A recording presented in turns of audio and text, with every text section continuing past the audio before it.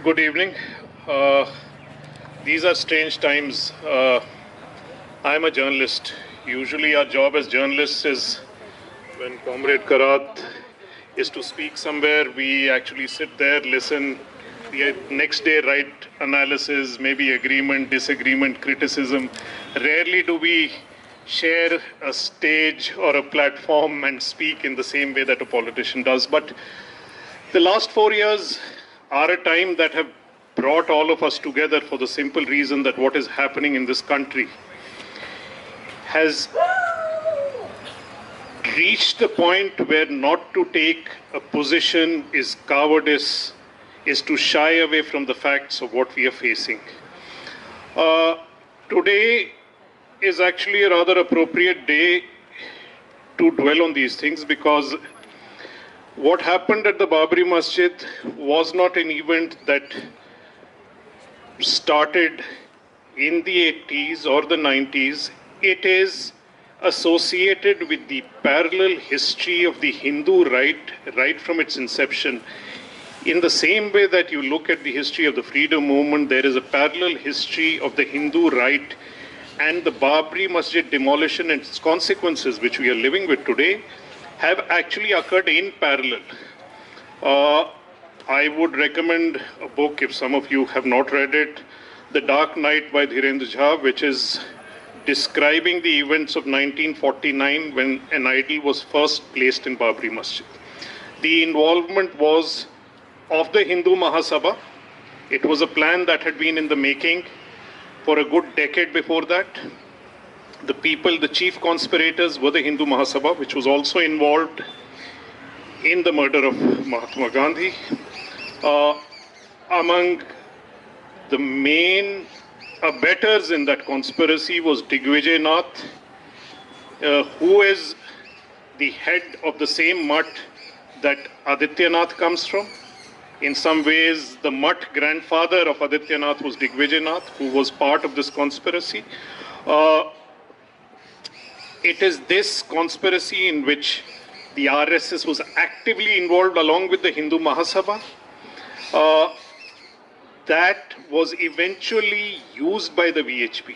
And the VHP again was set up with a similar agenda of using the institutional tools of Hinduism. The RSS had started as an organization to mobilize Hindus, but what they found was that the orthodoxy of Hinduism still lay outside the RSS, the sadhus, the kumbhs.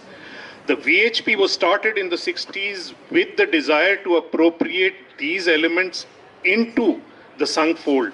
And this is what the VHP finally succeeded in doing, that the entire Hindu orthodoxy, the power structure of Hinduism, the kumbhs, the sadhus, the akhadas all became part of the Sangh project rather than an independent source of authority in Hinduism.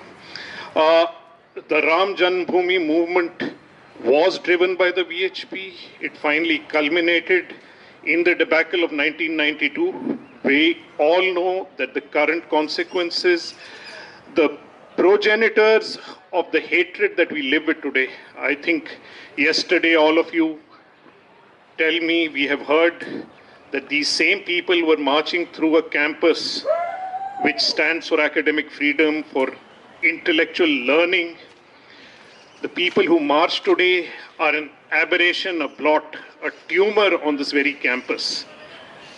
This is a tumor and an aberration that is not just on your campus, it reaches right up to the very top of society. It is today the governing elite, represented by Narendra Modi and Amit Shah. There is no difference between what happened in 49, what happened at Babri Masjid, what happened in 2002, and today the people who are ruling this country. There is a continuity here. This is a parallel history of our times which runs in step with the history of modern India. And this history is a history, unfortunately, till recently we had often ignored. We had always thought that the right was a marginal force till the last 10 or 15 years in what was happening in India. And I think this ignorance is something we are paying for dearly. So I would suggest that apart from the protests, apart from the opposition to the right, what we need to go understand is how deep rooted, it runs in the structure of this country. To understand the right is also very, very essential. The other thing I would say in parallel to this is, while we need to know our history, we must also understand what distinguishes us. It is also, as in the beginning we were told, the day that we should remember one of the chief architects of the Constitution, Baba Saheb Ambedkar.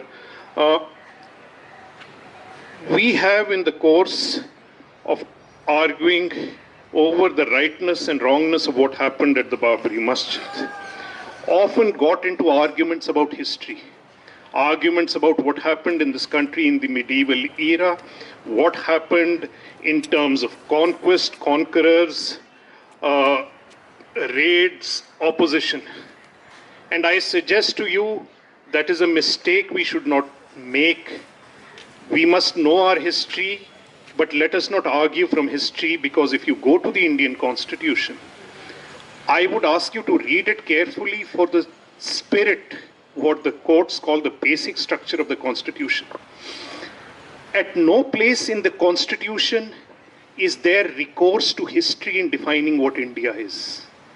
You can go through the Constitution and read it carefully. It does not say India is something that was shaped either by Aurangzeb or Akbar or Ashoka. It is silent on history, and I will tell you why it is silent on history. It is also silent on geography. You must remember these two things are critical. It appends the geography of India to a schedule at the back, which can be changed depending on the wishes of Parliament, what territories are called India or what are not called territories. Because the Constitution, in disrespecting both history and geography, stands in complete opposition to the RSS, which wants to make geography, Bharat Mata, and history as the definition of what we are. The Constitution prescribes a set of shared values that makes us Indian. It does not matter where our history comes from. It is a set of basic values, and those values are the values that we have agreed on as citizens of this country. It is that compact that makes us citizens. It is not because we have one great history that stretches in the past or we belong to some sacred geography, but it is this basic spirit, this value of humanity that we share with each other that makes us Indians. And read the Constitution in that light. That is what the Constitution guarantees. You look at the criteria for citizenship in the Constitution. It again does not take recourse to history. It only talks about residentship over the past 5 or 10 years in this country. Over and over again, this is a pattern that is repeated at the very heart of the Constitution. These values of the Constitution that unite us, that make us Indian, is exactly what these people are challenging. So in my way of thinking, what does this mean? It means that it is irrelevant what happened in the past in our history. In 47, we came together as a people with a set of shared values that we agreed on. And it is the violation of that value that happened in 1992 when that mosque was demolished by the Hindu right, by a deliberate conspiracy of the RSS, with BHP leading the fold, with every senior leader of the party involved. It was not just the bringing down of a mosque, it was the destruction aimed at tearing apart, ripping apart the fabric that constitutes India, the constitution that defines us.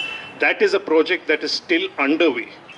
The ultimate aim of this government is the aim that you see has already been partly achieved in Gujarat. It is an aim where an entire segment of the population is de facto second class in society. Muslims, who may form up to 8 to 10% of a society, of a state, do not have representation in the legislature, in the party structures, in terms of ticket distribution. An entire set of people without any official legislation have been declared and made to behave as if they are second class and made to exist. In that, you must understand that even the Congress has been a participant in that same exercise, and this is the danger of where the Congress is leading us in the way it is opposing this government. That we have to assert the equality of each citizen, to agree and to cater to the majoritarian view that this government represents, is to actually lose the battle before we begin fighting it. And I think in that sense, there is no better place than this to say it, because I think most of you know this. And it's a battle you've been fighting daily for the last 4 years. So I just want to end with those words and just again say that this is a battle that's been underway for the past 80, 90 years. At one point, we thought this battle was ended. It did not matter. But the last 30, 40 years have showed that the right is rising and gaining in strength, and is eventually aiming to replicate what happened in Gujarat across the country. This is what we have to avoid. That is what we have to fight against. Thank you. Thank you so much, sir. Our next speaker is Comrade Prakash Karat. I don't think he needs an introduction.